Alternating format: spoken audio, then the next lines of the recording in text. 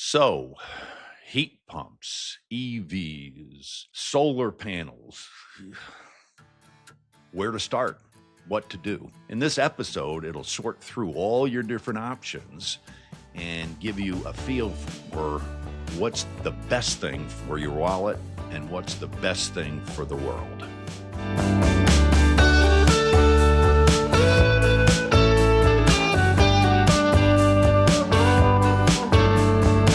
Welcome back.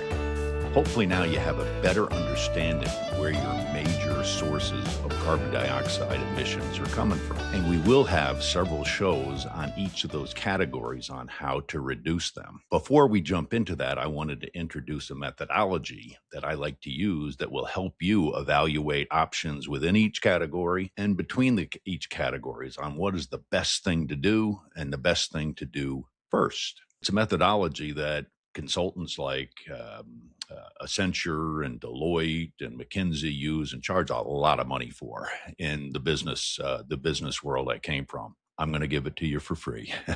But basically what they like to do is look at a couple of different criteria. And if you look at the first slide, we're going to look at two different criteria for each one of these opportunities to reduce your carbon footprint. On the horizontal axis is the financial return on investment. Each one of these requires some money to be spent, and this tells you how good of a financial return you'll get. And then on the other axis, the vertical axis, it shows the environmental return on the investment, how much carbon dioxide emission reduction you'll get for each dollar you spend.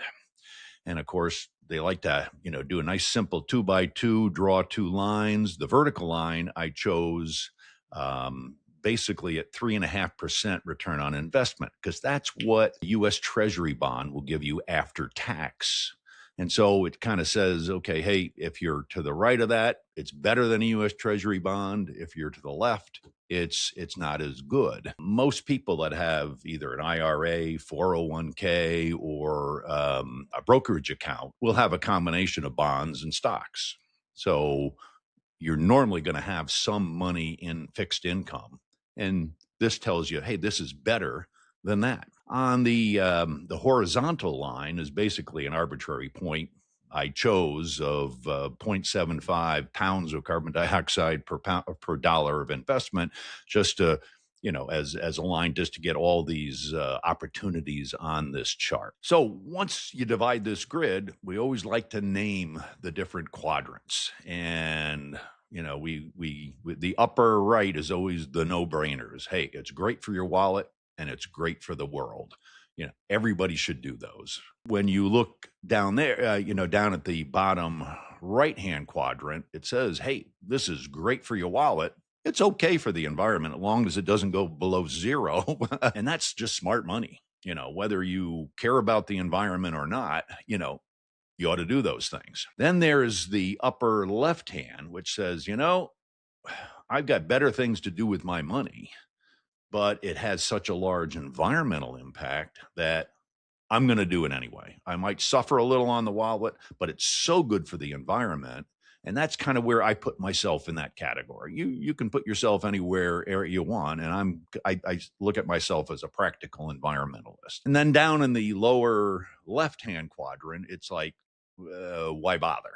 And from an environmental standpoint and a economic or a financial standpoint, you're better off doing all the other three quadrants, but you may, and if you're a real zealot about this getting to zero, you may have to do a couple of things down there. And that's great if you do that, or you might just decide, I'm okay getting to 75% reduction. I'm not going to go all the way because it's just money I just don't want to spend. If you look at the next chart, this shows just some examples. And again, it's not going to be exactly where you line up because everybody has a different situation, different driving patterns, access to natural gas, different electricity prices. Everybody's going to be different part of the country. So here's just an example of what you might see. The bubbles, the size of the bubble is the amount of carbon dioxide per year that opportunity will reduce. So and you could say I drew a couple more lines. The vertical line. One, I put a 10% in there because that's the average return on stocks. So you got your bonds at 3.5 and your stocks at 10%, 10%. And then I put the zero line. Anything to the left of the zero line is going to cost you more money. It's not you're not going to get a return on your investment. It'll be a negative return, and we'll talk about that. So just take a look at the different dots. You can see a couple of small dots, the heat pump dryer. So there you're replacing your electric dryer, which most people have electric dryer, with a heat pump dryer. Much more efficient, good for the environment, good for the wallet. A smaller one down there is another small one is a heat pump water heater. Most people have access to natural gas will have a gas water heater. Here, the return, because gas is so cheap, is not as good financially, but it's still a decent return, and it's good for the environment. Now let's look at some of the bigger bubbles. Solar panels. Solar panels is a really good investment for most people that have a roof that's exposed to the sun. It's going to be higher return or lower return based on where you are in the country and what your electricity prices are, but it'll sit out there. Then we have take a look at the two bubbles around vehicles. This shows what an electric vehicle returns versus buying a gas car and a hybrid gas powered car.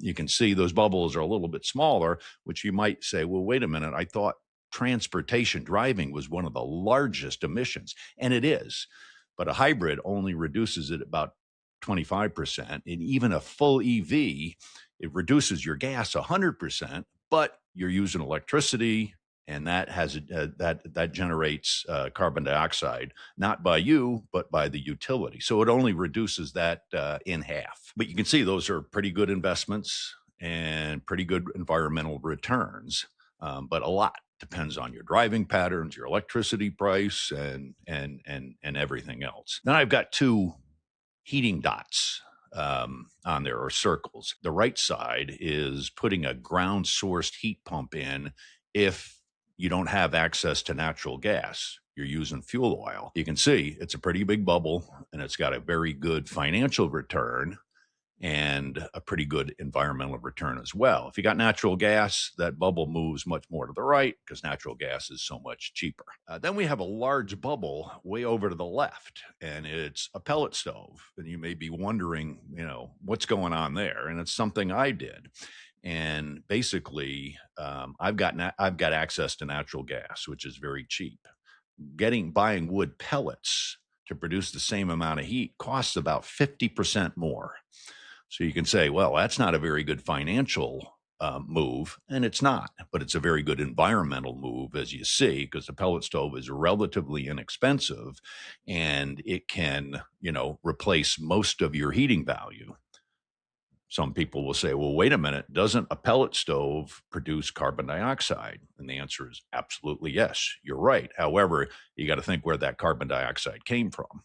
The tree sucked it out of the atmosphere, stored it for a while. When that tree dies, it's going to decompose and return it right back. So what you're doing is kind of intercepting that, saying, hey, rather than decomposing out in the woods, you bring it and replace fossil fuel that you would have been burning, natural gas, with that natural source of carbon. The final bubble is way down at the bottom, and it doesn't even look like a bubble. It's so small, and that's solar batteries. And for most people, there's no return on investment, and there's no return on the environment because most grid situations they call it net metering.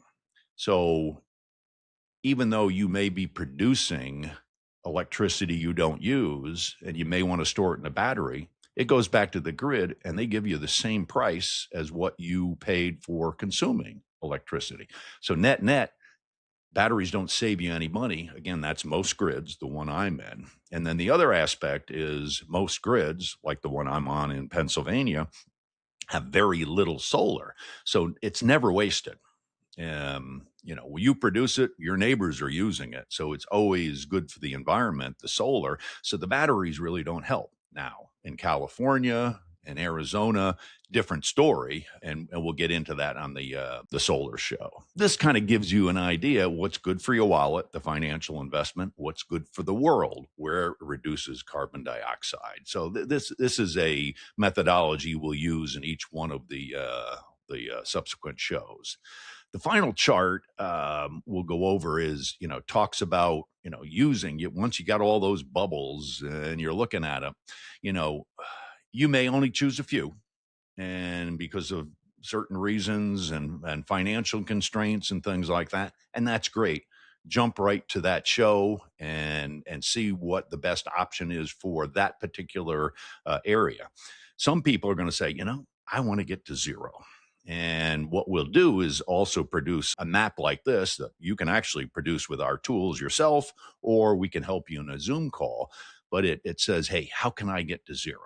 And what it does is you look at the chart at the very top says, say you got 40,000 pounds per year of emissions, and you kind of step back all those emissions. The first one, you do some small projects, like you might put in a heat pump dryer, you might seal your attic, you might put some insulation in, some things that make sense, but they're small and incremental, but you get your footprint down, maybe 10%.